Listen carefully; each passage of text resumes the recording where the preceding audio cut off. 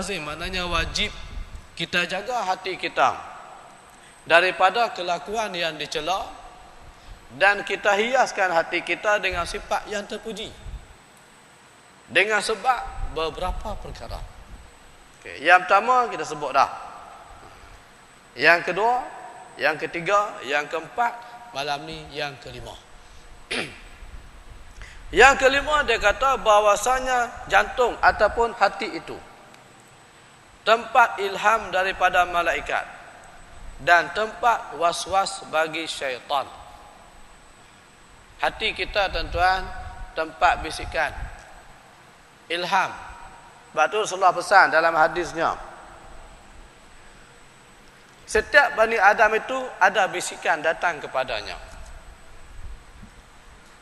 Apabila datang bisikan yang baik, kita terdetik nak buat baik, sembahyang sunat kan, apa jualah kebaikan yang kita terlintas nak buat. Maka Nabi pesan kepada kita, bersyukurlah kepada Allah Subhanahu wa taala.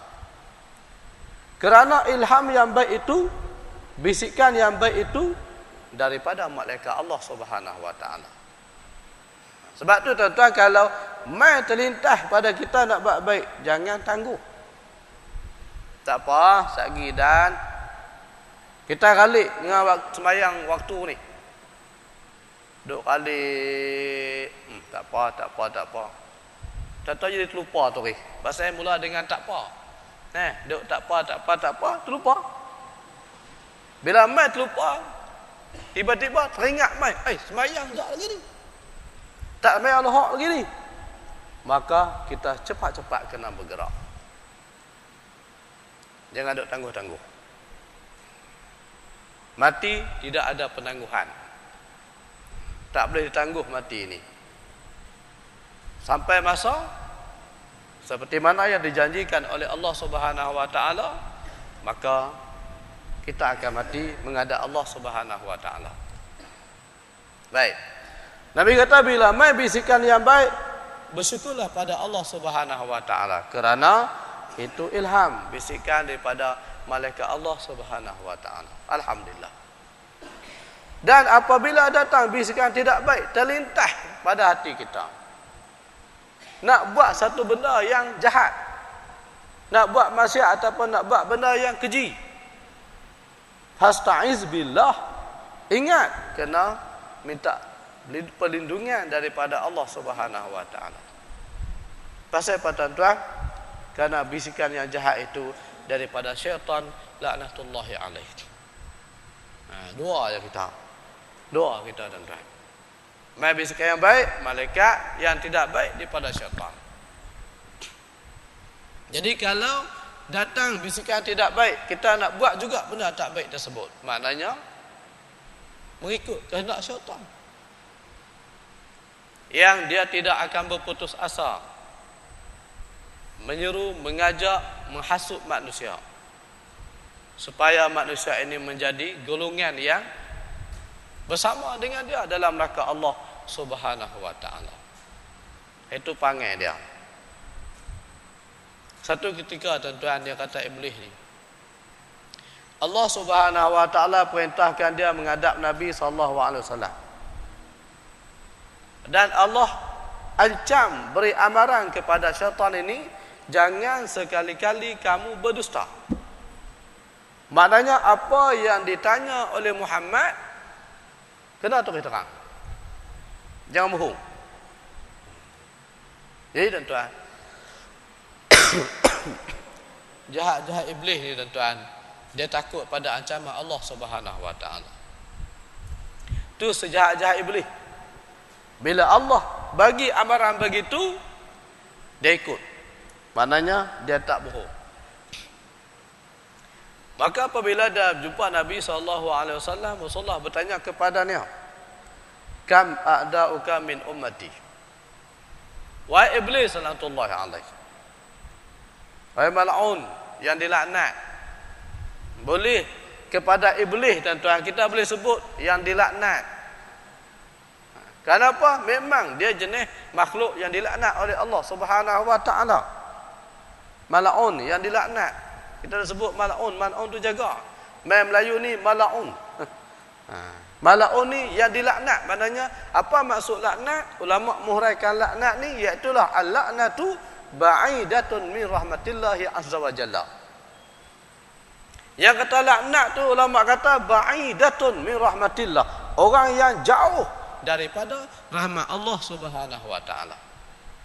Jadi bila jauh daripada rahmat Allah Subhanahu wa taala, Allah tak pandang dia dengan belas kasihan.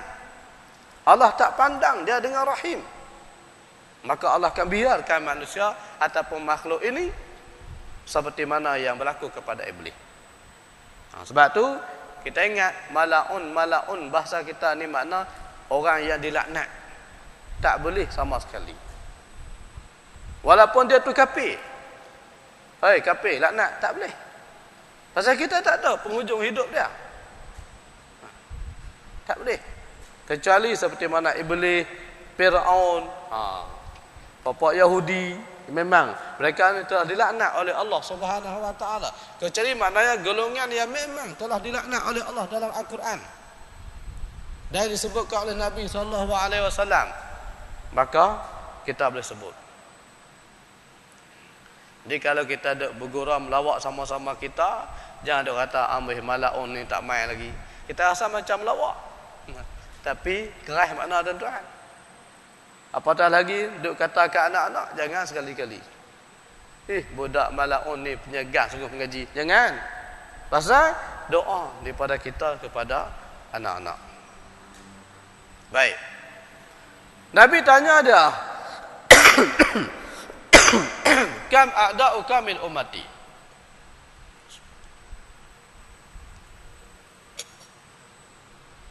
Wahai iblis yang dilaknat oleh Allah, berapa musuh kamu ataupun siapakah musuh kamu di kalangan umat aku? Nabi tanya iblis, musuh kamu siapa di kalangan umat aku? Tanya musuh, tuan-tuan. Nak tahu kepada kita, siapa termasuk dalam musuh iblis? Kawan iblis ke musuh iblis? Maka iblis menjawab, dia kata, anta ya Muhammad. Dia kata orang yang pertama sekali menjadi musuh aku, iaitulah kamu wahai Muhammad. Iblis letakkan tuan-tuan, dia letakkan Nabi kita Muhammad sallallahu alaihi wasallam musuhnya yang pertama. Itu iblis.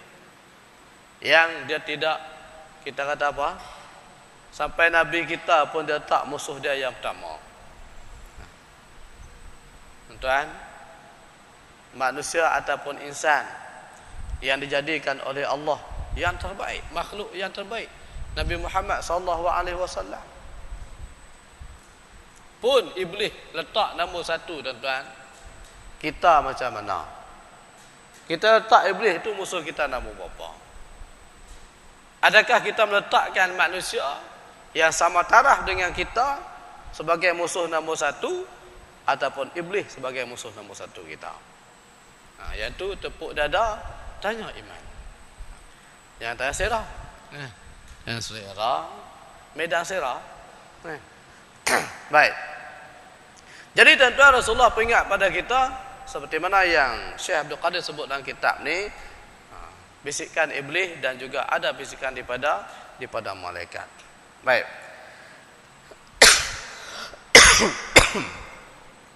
Dan lagi jantung itu tempat berperang akal dan juga hawa nafsu.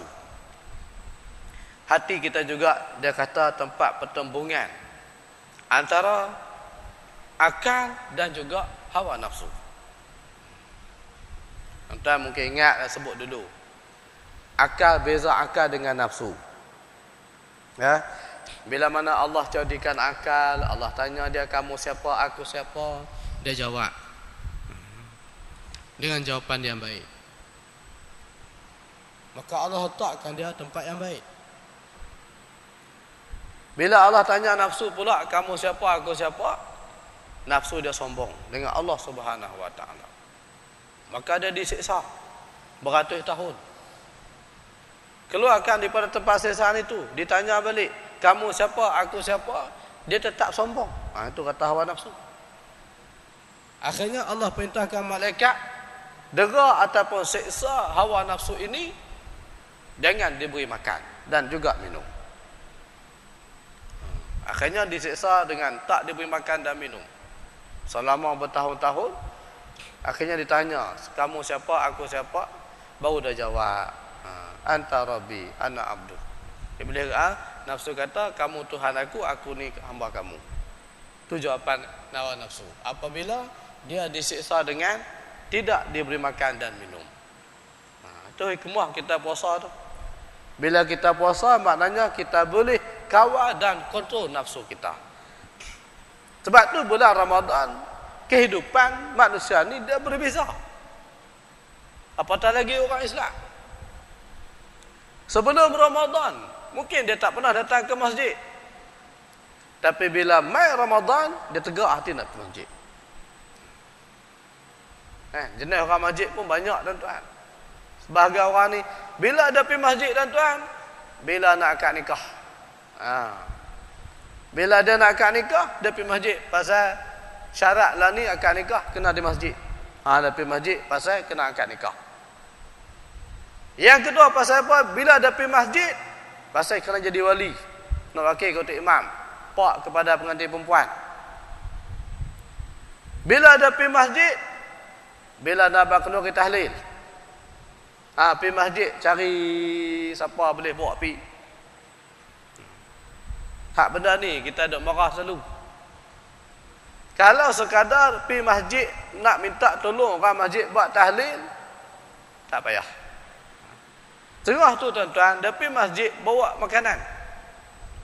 Dia bungkus makanan tak di pintu seorang macam dua ni sana sikit. Dia tinggal tu, dia pesan kepada imam sagi tolong buat tahlil. Lepas tu bagi depa makanlah nasi tu. Baik, ambil lah seorang satu. Hantar 20 bungkus, orang 50. Satu. Dia balik, tak ada. Orang duk meratib sampai 3-40 kali, dia tak ada. Kata waris seperti. Dia main hantar nasi, lepas tu dia pesan kepada imam. Tak orang masjid, tolong buat tahlil lagi. Dia balik. Dia ingat kita ni beruk banyak. Beruk kera boleh lah bagi makan lagu tu. Tu panggil orang kita. Tak tahu, heran. Dia takut sangat nak duduk lama di masjid pasal apa. Dia nampak itu saja tanah orang masjid ni. Masa nak buat tahlil, ada bagi. Tu. Kemudian bila ada pergi masjid, bila ada keras duduk dalam kandar. Keras dalam kandar, tak payah orang hantar pergi masjid. Semua hidup tak pernah main, bila mati baru main masjid. Dah lah tak pernah main, bila main duduk depan sekali Tok Imam, belagak. Belagak pada orang lain pula. Depan Tok Imam pula tu. Bila ada pergi masjid setengah tu, bila sakit perut nak kecil berak, pergi tandas masjid, tak masuk sembahyang juga. Singgah masjid pasal apa? Sakit perut. Tak tahan dah. Jadi kalau panggil macam ni tuan-tuan, orang Islam hari ni, maknanya banyak lagi kelemahan-kelemahan yang perlu diatasi. Tidak ada kekuatan. Macam mana nak jaga daripada hasutan syaitan, macam mana nak kawal nafsu, macam tu pun tak boleh lah. Nafsu ni dia butakan kita dengan dunia yang sangat menggila. Dia sibukkan kita dengan dunia. Sebab tu kita bimbang, kalau orang ni dia terlalu sibuk dengan dunia, takut dia lupa hakikat sebenar dia dijadikan oleh Allah Subhanahu Wa Taala. Sedangkan dunia ni dia menipu kita.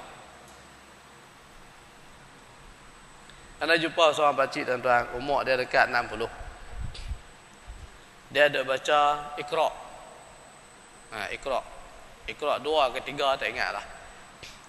Dia tengah dah baca tu, anak lalu dia pun malu, dia tutup. Tutup dia rapat ke dada dia. Katanya pasal apa pakcik?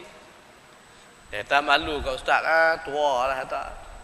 Kubuk panggil mai rumah ke tepi baru terasa nak mengaji. Tak apalah nak kata, ingat juga. Sampai masuk kubuk tak pernah kerti baca Quran. Dia kata ustaz malu, dia kata lah baru sedap nak belajar Quran. Dulu ni dia kata yang tak boleh belajar ni bukan apa, dia kata sibuk kerja. Sibuk cari dunia, dia kata, tapi tak kaya mana pun. Susah hidup dah ni, dia kata tak kaya. Hulun kerja, dia kata sampai Quran tak ada nak baca. Itu kelemahan juga tuan.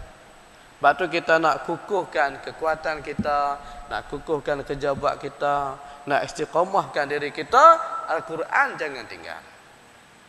Paling kurang 1 hari kena baca. Jangan tinggal tuan-tuan. Kalau sampai 1 hari kita tak boleh baca Quran, ataupun kita tak boleh sebut ayat-ayat yang kita dah hafal tu, maknanya berapa banyak dosa kita tuan-tuan. Berapa banyak dosa kita kepada Allah Subhanahu Wa Taala sehingga menyebabkan lidah ni tak mampu nak baca Quran walaupun 1 ayat 1 hari.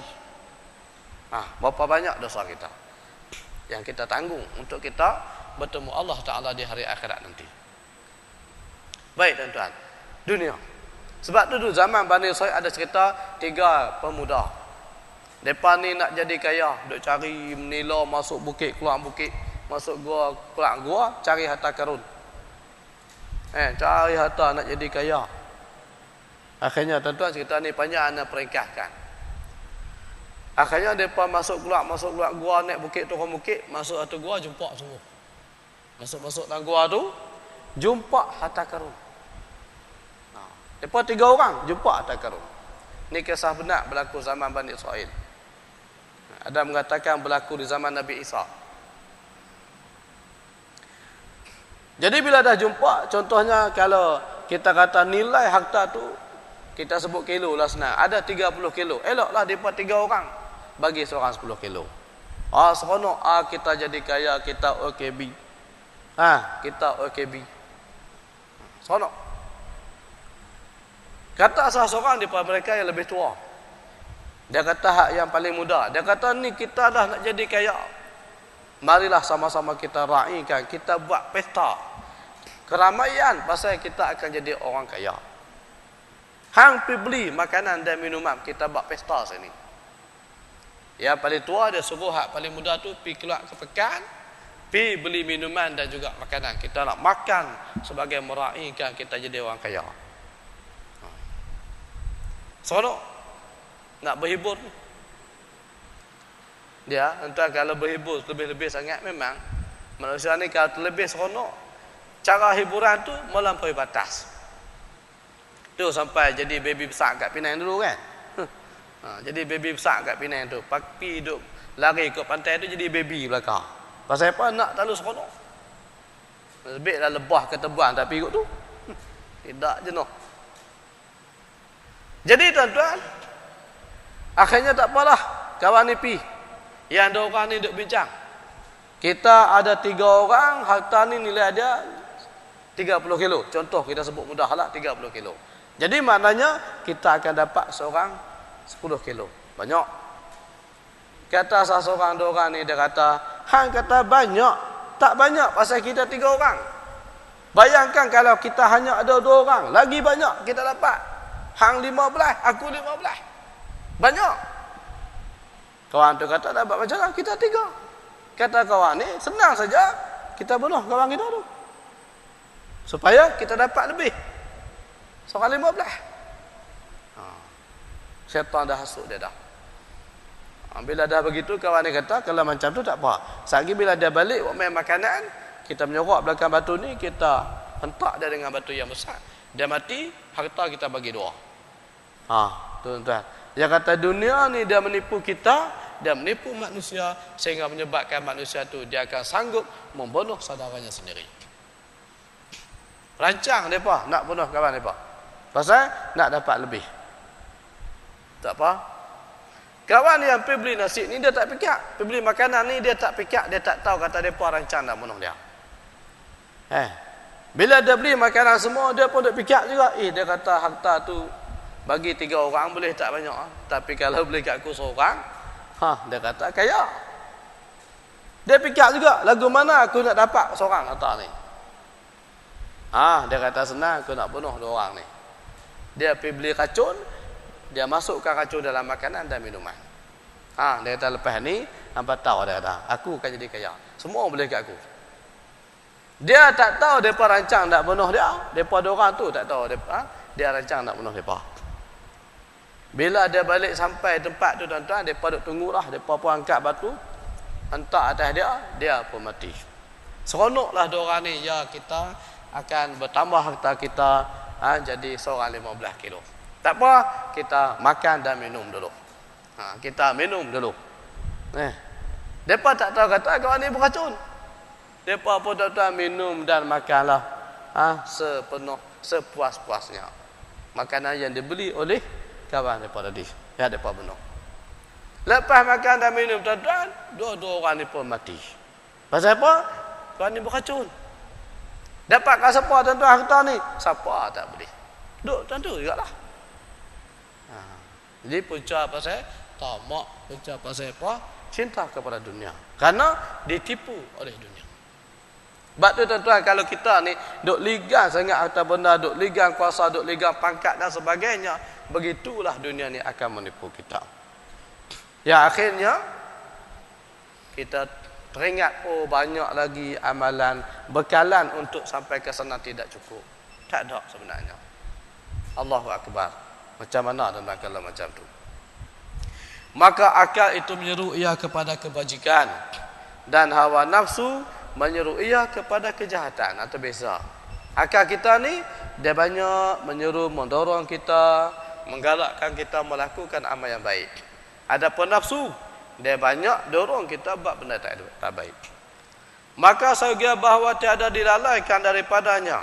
Maka sebab tu dia kata, jangan sekali-kali melalaikan hati kita daripada Allah Subhanahu Wa Taala. Pasal kalau kita lalaikan hati kita ni, maknanya dunia akan masuk, hawa nafsu akan masuk. Tambah lagi bahawasanya kesalahan jantung ataupun hati itu lebih besar. Sekurang-kurangnya keras ia tiada menerima pengajaran. Sekurang-kurangnya penyakit hati ini kesalahan dia, apa dia? Dia tak mau terima pengajaran. Tak sadar apa-apalah. Tak boleh terima dah. Ayat Quran dibaca, hadis disebut, kata-kata ulama disebut, segala nasihat disebut. Tak payah. Aku reti dia kata menyebut. Tapi duk tak reti situ. Itu tanda pasal apa? Dia hati dia berpenyakit. Sudah tidak boleh menerima ucapan-ucapan yang baik. Dengan sebab penuh dengan noda dan dosa. Yang dia tidak bertaubat kepada Allah Subhanahu Wa Taala. Itu kesan. Karena itu kita kena jaga sungguh. Kalau kita anggota zahir, dia mencuri, orang akan tahu. Lama kelamaan orang akan tahu. Dia curi ke, dia rasuah ke macam baru ni kan. Pegawai custom ke, kena mu ni. Duk kena ikan bilis ya. Tu pun bukan pegawai tu pun bukan ikan jurung lagi, cuma cakap ikan siakap tu je. Hak 5 kilo sekor tu lah. Hak jurung 3-4 tan tu ada lagi. Lepas tak cukup lagi tu, payah sikit. Pukat tu payah. Baru duk boleh ikan tilapia 5-6 kilo, ikan siakap 3-4 kilo gitu je. Haban nak masak 3 rasa. Hak jerung apa besar-besar tu tak ada lagi.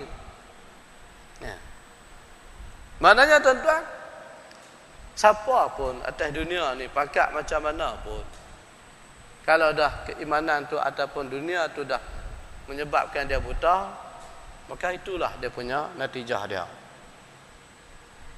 Dia tak fikir nak jaga maruah diri. Dia tak fikir nak jaga nilai-nilai murni dalam kehidupan dia. Pasal apa? Yang dia buat tu kesalahan zahir. Dia terima rasuah ataupun dia beri rasuah, dia mencuri dan sebagainya. Zahir. Orang akan tahu.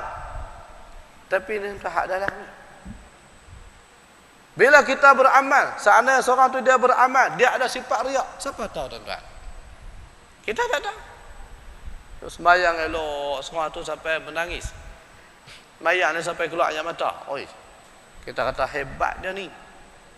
Sampai menangis ni baca Quran. Kita tak tahu di hati dia. Mungkin dia ada riak, wallahu a'lam. Mungkin seorang tu ada takbur, mungkin seorang tu ada sifat-sifat tidak baik. Allah yang Maha mengetahui. Tu kata hati kalau tidak dijaga, maka itulah kesan kepada kehidupan kita. Dan kesudahannya kufur. Last kali tuan-tuan, bila dah tak boleh terima pengajaran, nak pergi ke mana, dia akan jadi orang kufur kepada Allah Subhanahu wa taala. Tiadakah engkau dengar akan firman Allah Subhanahu wa taala, aba wastakbara wa kana minal kafirin. Artinya enggan oleh iblis daripada sujud kepada Adam alaihi salam dan membesarkan diri ia, dan jadilah ia daripada sekian yang kafir. Aba wastakbara, ni sifat iblis. Aba, dia degil, keras kepala. Allah perintahkan sujud pada Nabi Adam. Wa yazkuna lil malaikati sujudu li Adama fasajadu illa iblis aba wastakbara. Ketika mana kami memerintahkan, berfirman kepada malaikat, usjudu li Adam, hendaklah kamu semua sujud kepada Adam, kerana menghormati dia, takzim, menghormati dia, makhluk manusia pertama dijadikan oleh Allah Subhanahu wa taala. Bukan sujud ta'abbud, sujud takzim, membesar, maknanya hormat kerana manusia pertama dijadikan oleh Allah. Fasajadu, semua malaikat sujud. Allah kata illa iblis, kecuali iblis. Pasal apa dia tak mau sujud? Aba. Ada sifat keras kepala, ada sifat degil, ada sifat ketegak. Itu iblis.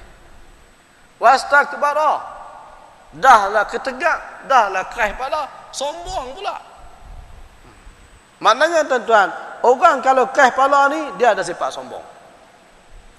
Dia main, pasal apa dia sombong, dia ada sifat degil, dia ada sifat ketegak. Dua-dua ni dia memang ada. Macam isi dengan kuku. Ada sifat takbur, dia ada sifat degil. Ada sifat degil, dia ada sifat takbur. Seperti mana yang dilakukan oleh iblis la'natullah alaih. Wa kana minal kafirin.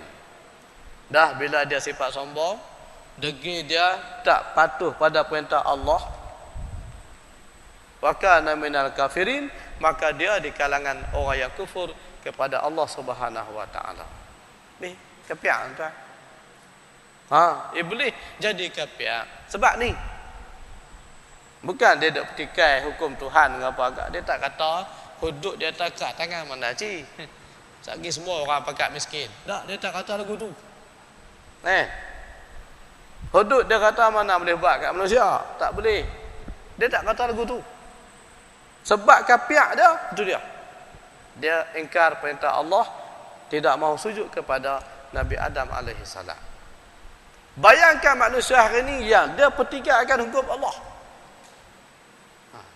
meragui hukum Allah. Tuan-tuan nak kata apa? Iblis dia bukan meragui, cuma dia kata dia dengan Adam dia lebih hebat. Tentu tak kebur dia. Ini tuan-tuan yang perlu kita faham masalah ini.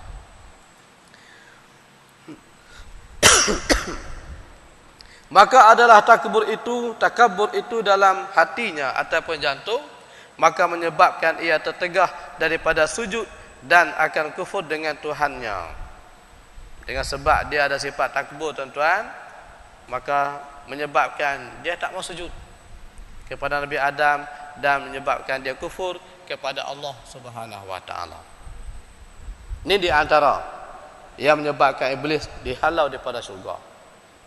Iblis ni dia menjerit, menangis ataupun dia rasa kecewa yang amat sangat dalam beberapa keadaan.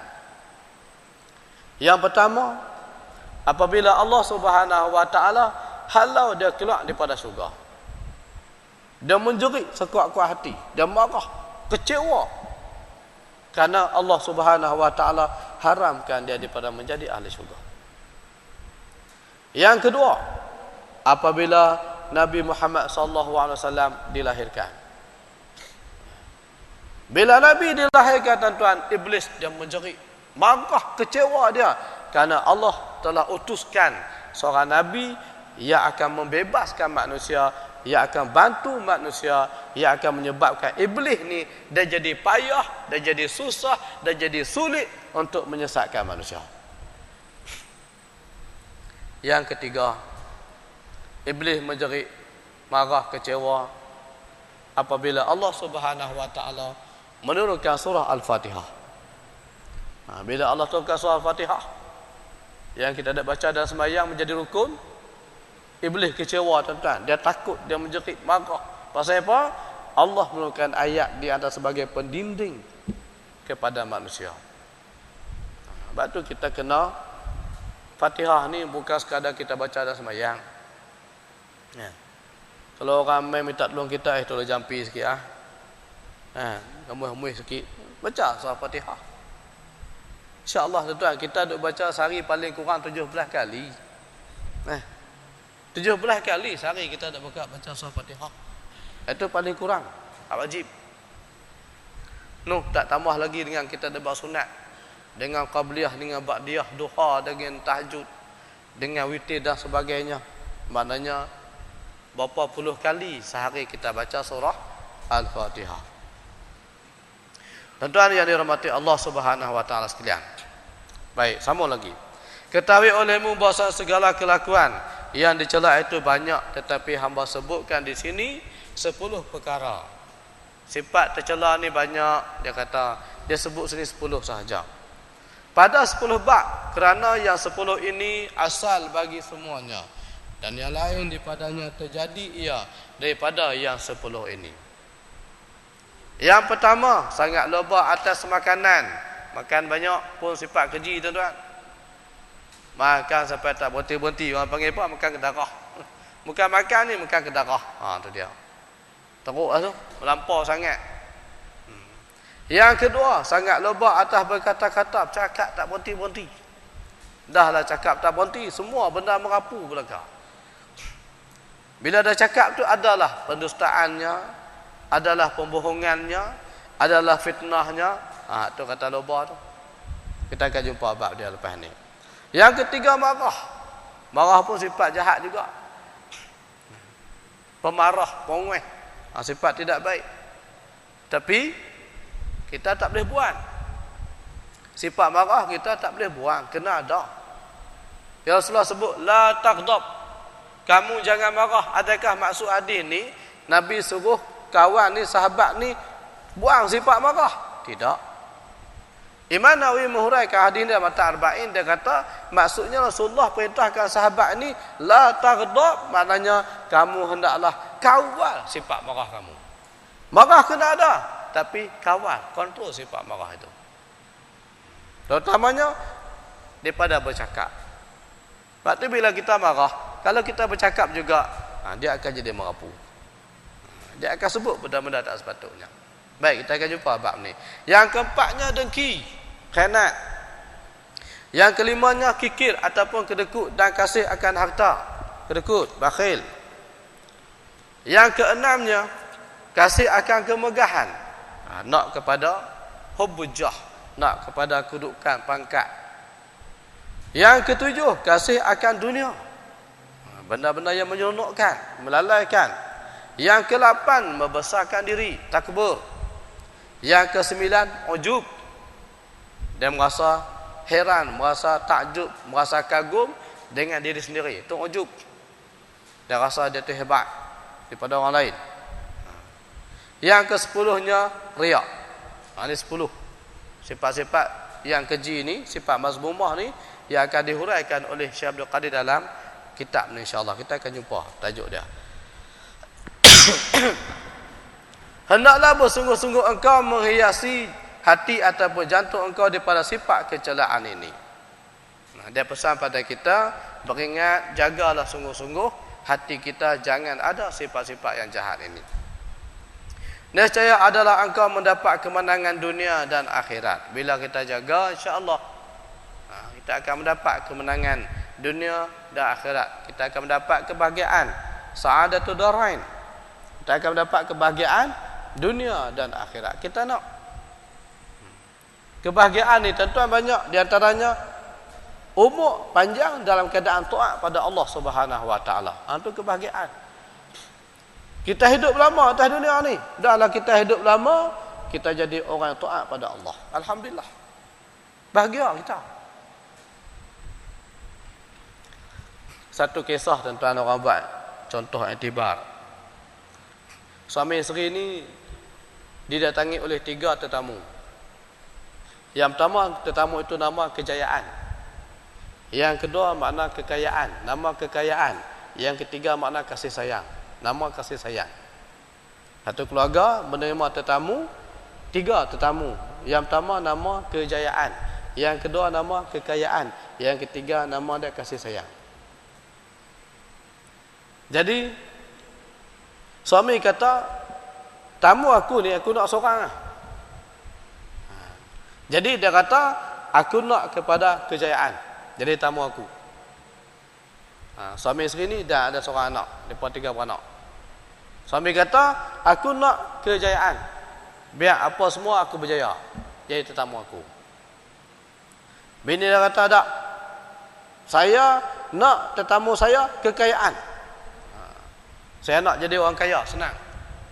Boleh milik apa saya nak. Dia bertengkar dua orang ni. Tak sama tuan-tuan. Si suami nak kejayaan, si isteri nak kekayaan. Akhirnya anak ni kata, saya hak ayah mau saya tak, ayah nak saya tak mau, yang mak nak pun saya tak mau. Saya nak kebahagiaan ataupun kasih sayang. Jadi tetamu kita. Pasal apa? Anak ni kata, bila mana kita ada kasih sayang, insya-Allah dia kata sendirinya kita dapat kejayaan. Bila kita ada kasih sayang, insya-Allah dia kata sendirinya kekayaan dan kejayaan itu Allah kurniakan pada kita. Akhirnya ringkas cerita, mereka pun terimalah yang bernama kasih sayang ini menjadi tetamu. Jadi bila tetamu kasih sayang nak masuk dalam rumah, tiba-tiba hak 2 lagi masuk ikut juga.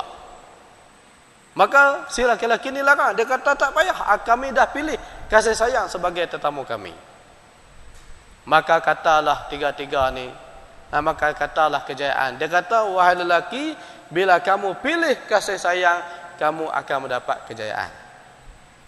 Maka berkatalah kekayaan, kalau kamu pilih kasih sayang, maka bukan sekadar kejayaan, kekayaan pun kamu akan dapat. Jadi tuan-tuan, 3 itu jadi tetamu dia. Pasal dia pilih kasih sayang. Itu panduan.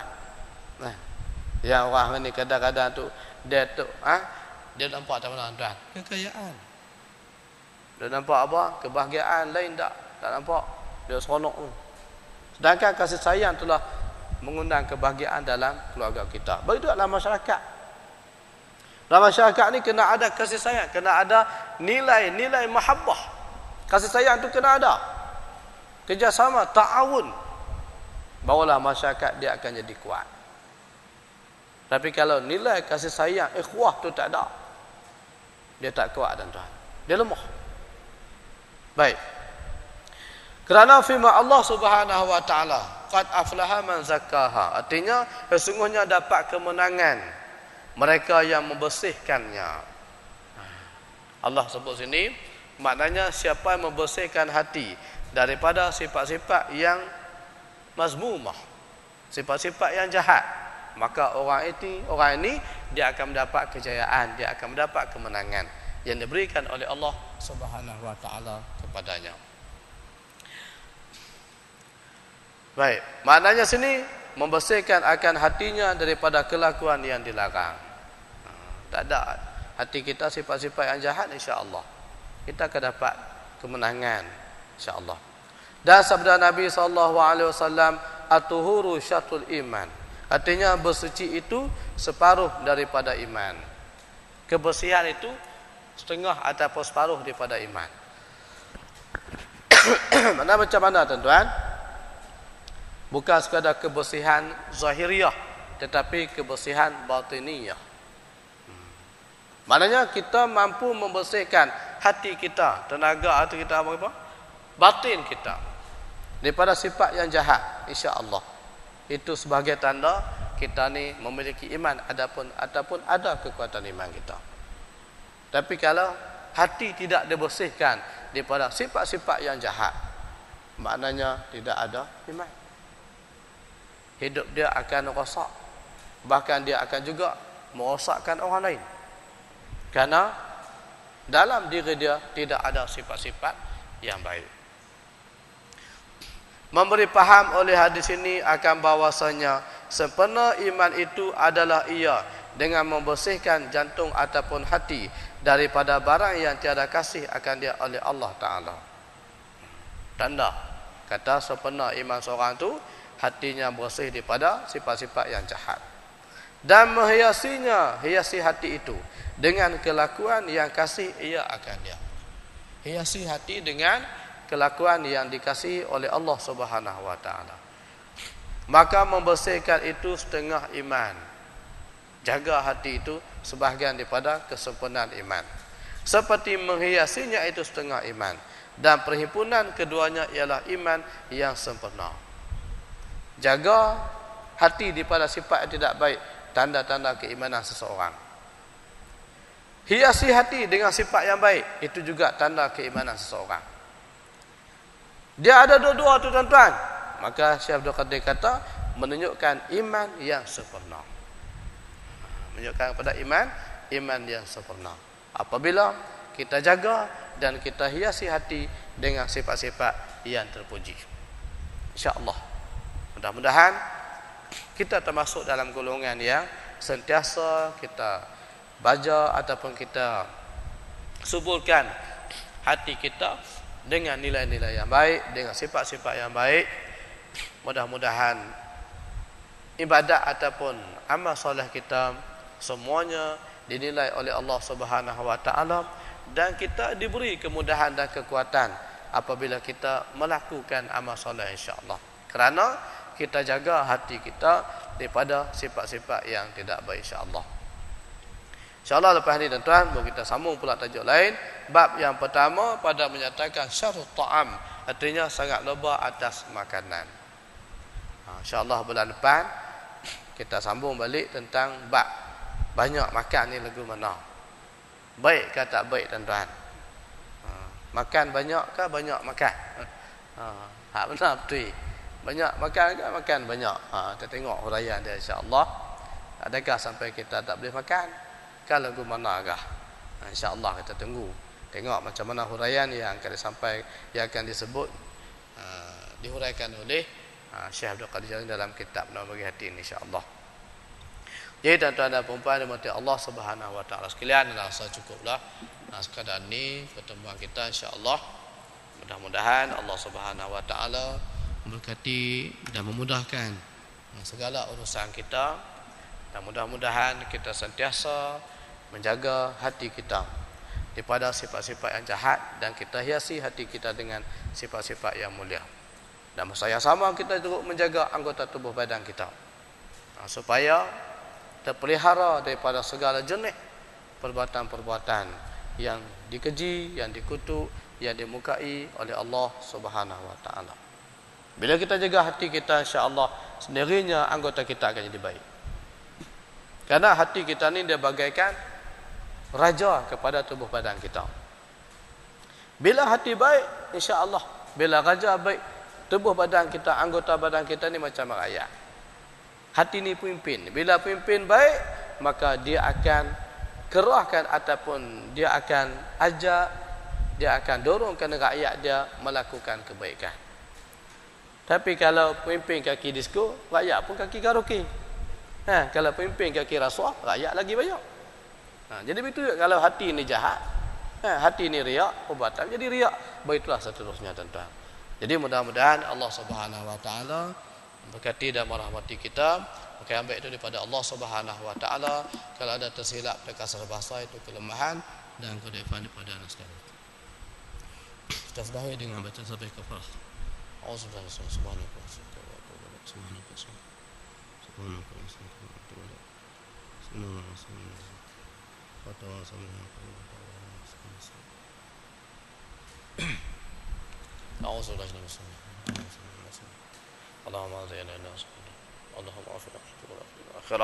اللهم أخرجنا من ظلمات الوهم وأكرمنا بالفهم اللهم زينا بالمحمود وجنبنا عن المظلومة ربنا آتنا في الدنيا حسنة وفي الآخرة حسنة وقنا عذاب النار والحمد لله رب العالمين.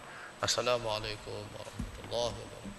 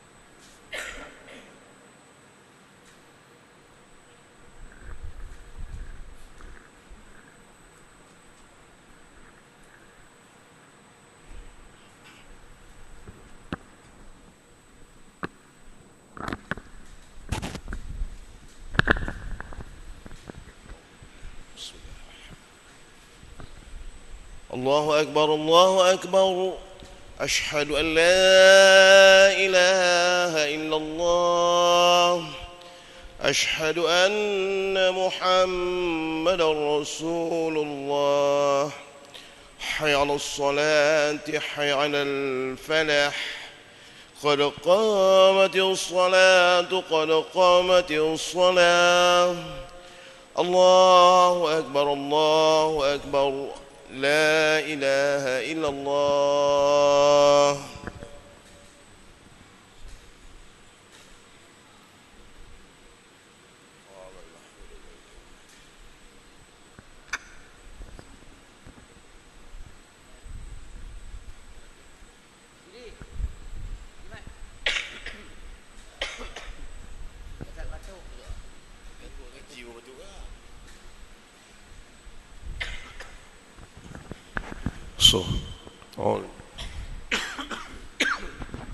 بسم الله الرحمن الرحيم الذي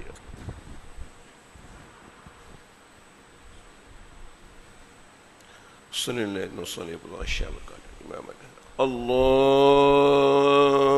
أكبر الله رسول وجه إن صلاتي ونسكي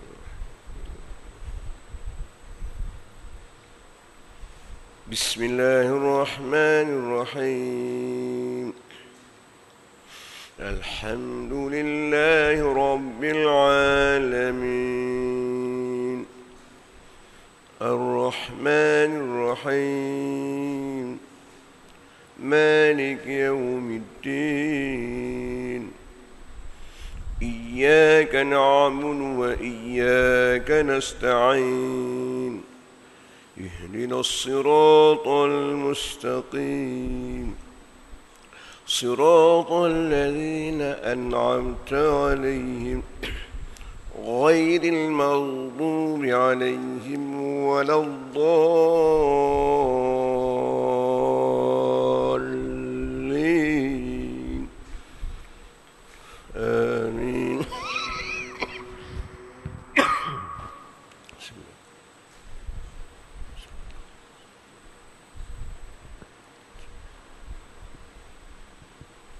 بسم الله الرحمن الرحيم ألم تر كيف فعل ربك بأصحاب الفيل ألم يجعل كيدهم في تضليل وأرسل عليهم طيرا أبابيل ترميهم بحجارة من سجيل فجعلهم كعصف مأكول الله أكبر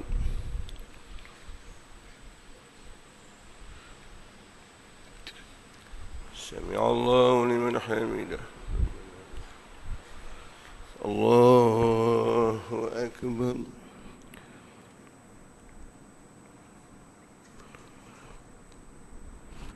الله أكبر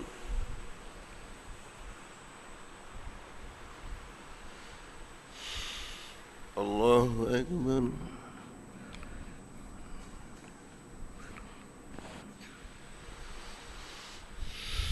الله أكبر بسم الله الرحمن الرحيم الحمد لله رب العالمين الرحمن الرحيم مالك يوم الدين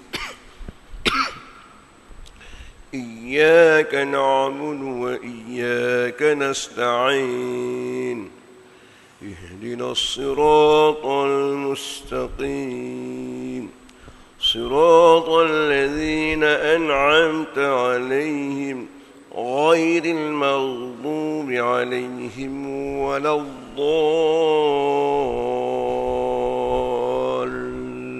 الضالين آمين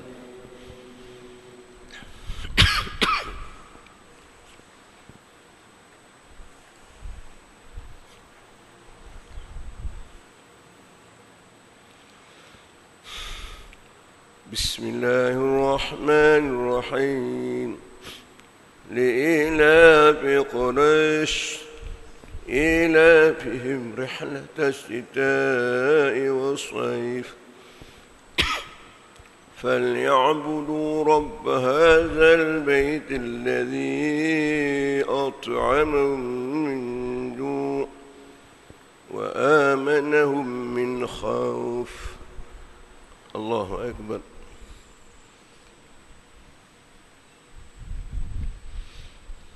سمع الله لمن حمده. الله أكبر.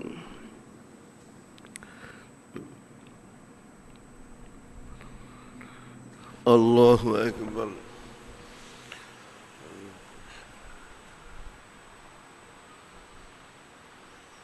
الله أكبر.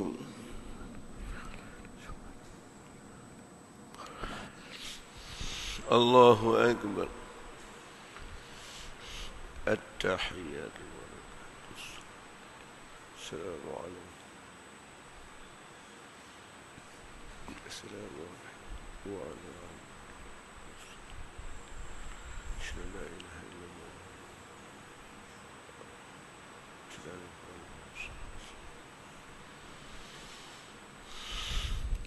الله أكبر. أعوذ بالله من الشيطان الرجيم. بسم الله الرحمن الرحيم. الحمد لله رب العالمين الرحمن الرحيم مالك يوم الدين إياك نعبد وإياك نستعين اهدنا الصراط المستقيم صراط الذين أنعمت عليهم غير المغضوب عليهم ولا الضالين.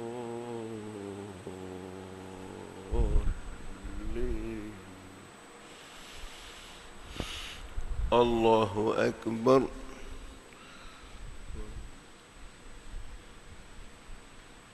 سمع الله لمن حمده. الله أكبر.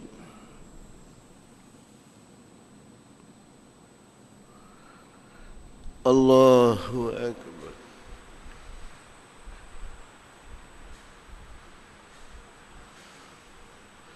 الله أكبر.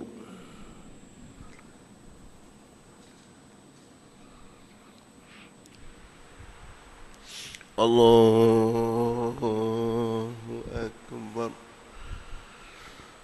أعوذ بالله. بسم الله الرحمن الرحيم. الرحمن إياك نعبد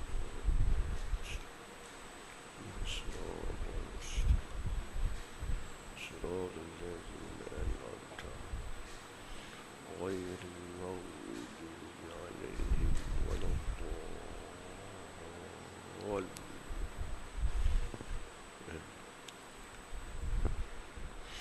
الله أكبر.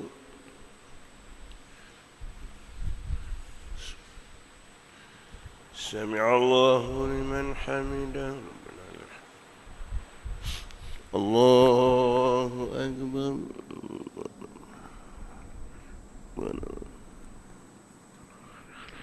الله أكبر.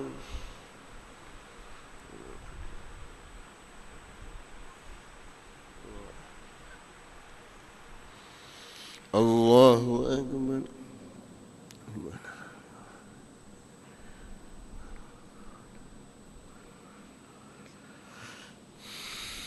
الله أكبر. التحية.